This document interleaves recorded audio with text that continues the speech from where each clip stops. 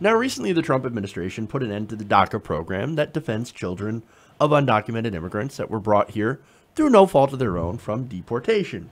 Now, in a statement released on the heels of Attorney General Jeff Sessions' announcement that the Trump administration will rescind the program, Trump called on the Congress to act. He said the legislative branch, not the executive branch, writes these laws. That is the bedrock of our constitutional system, which I took a solemn oath to preserve, protect, and defend. I look forward to working with Republicans and Democrats in Congress to finally address all these issues in a manner that puts the hardworking citizens of our country first. So that's Trump's statement on that.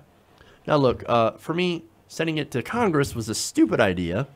I have no faith in Congress. And nobody has faith in Congress. Okay?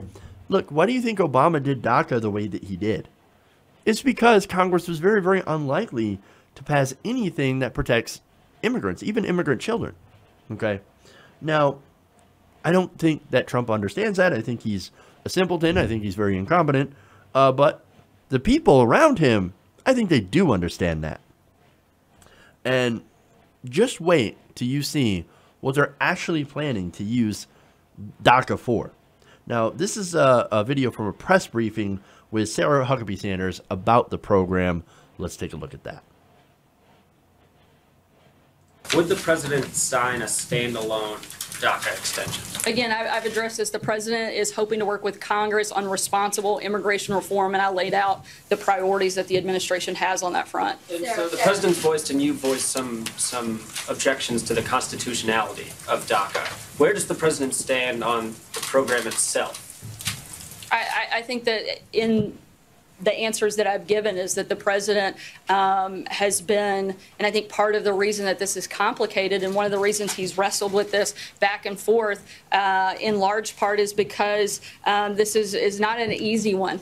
And certainly something where he wants to be able to make a decision with compassion, but at the same time, you can't allow emotion to govern. And this has to be something where the law is put in place, and it's something that he would support if Congress puts it before him. He would support it if it came with, I'm just trying again, to get the responsible immigration reform. We can't just have one tweak to the immigration system. We need really big fixes and big reform in this process, and we've laid out the principles that we feel are important in that. John.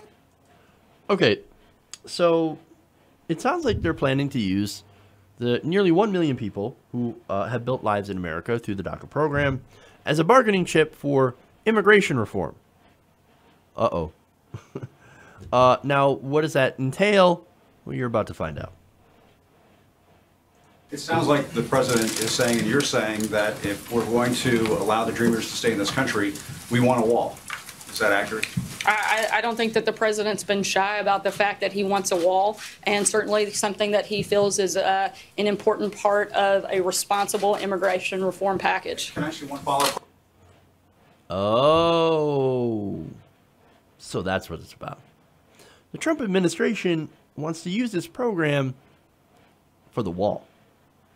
I mean, look, hey, look, if you don't build this wall that we want, we're going to deport nearly 1 million people, families, jobs, and businesses. We're going to rip families apart, man. Now, if this is not an incredibly grotesque way to play politics, I don't know what is. I mean, I know what you can't call it. Heart. Full of heart. Pro-family. There's nothing pro-family about, again, threatening to rip apart these families. Furthermore, in addition to the stupid, unnecessary wall that Trump wants to build, the administration also supports an immigration bill that gives English speakers preferred status while sharply reducing the levels of legal immigration. And that's arguably the point. Either way, if they, get help with the Democrats on immigration reform on their plan, or the Democrats don't work with them and DACA ends up running out, the whole result is that millions of people will end up still getting kicked out of the country. And for a lot of Republicans, that's a win. Hey everybody, thanks for watching this video. If you want to see more like this, please hit the subscribe button below. And if you want to support truly independent progressive media, please consider becoming a patron at patreon.com/TYTNation.